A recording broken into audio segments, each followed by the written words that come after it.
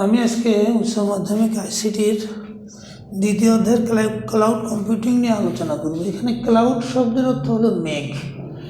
মেঘকে যেমন আমরা পৃথিবীর যে কোনো প্রান্তে থেকে পাই, অর্থাৎ মেঘ পৃথিবীর এক প্রান্ত থেকে আর এক প্রান্তে ভেসে বেড়ায়, তো সেই রকম ক্লাউড কম্পিউটিংটাও এই মেঘের সাথে তুলনা করা হয়েছে।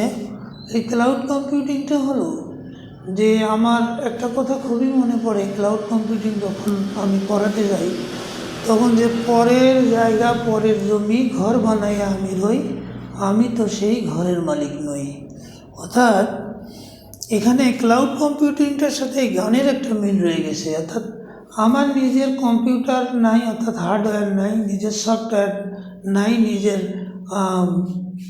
সার্ভার নাই, তো এই সব কিছু ভাড়া নিয়ে কম্পিউটিং করাটাকে বলবো ক্লাউড কম্পিউটিং। অর্থাৎ অন্যের হার্ডওয়্যার, সফটওয়্যার সব কিছুই সেগুলো ভাড়া করে নিয়ে নিজে কম্পিউটিং করে, কম্পিউটারের কাজ করে সে ভাড়া পেমেন্ট দিয়ে তাকে তার যন্ত্র ফেরত দেওয়া, এটা হলো ক্লাউড কম্পিউটিংয়ের মূল কথা। অর্থাৎ ভাড়া করে কম্পিউটিং করাকে ক্লাউড কম্পিউটিং বলা হয়ে থাকে।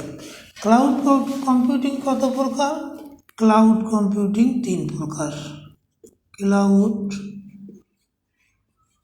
কম্পিউটিং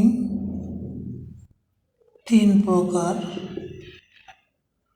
যথা 1 নম্বর পাস, PAAS, পাস।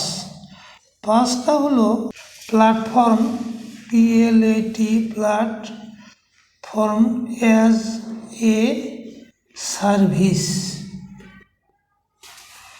2 নম্বর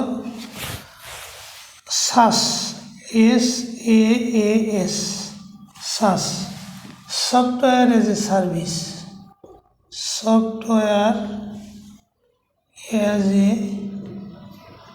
সার্ভিস। আর 3 নম্বর হলো IaaS,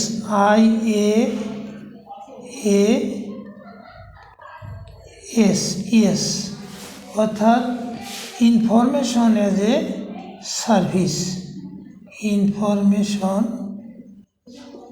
অ্যাজ এ সার্ভিস।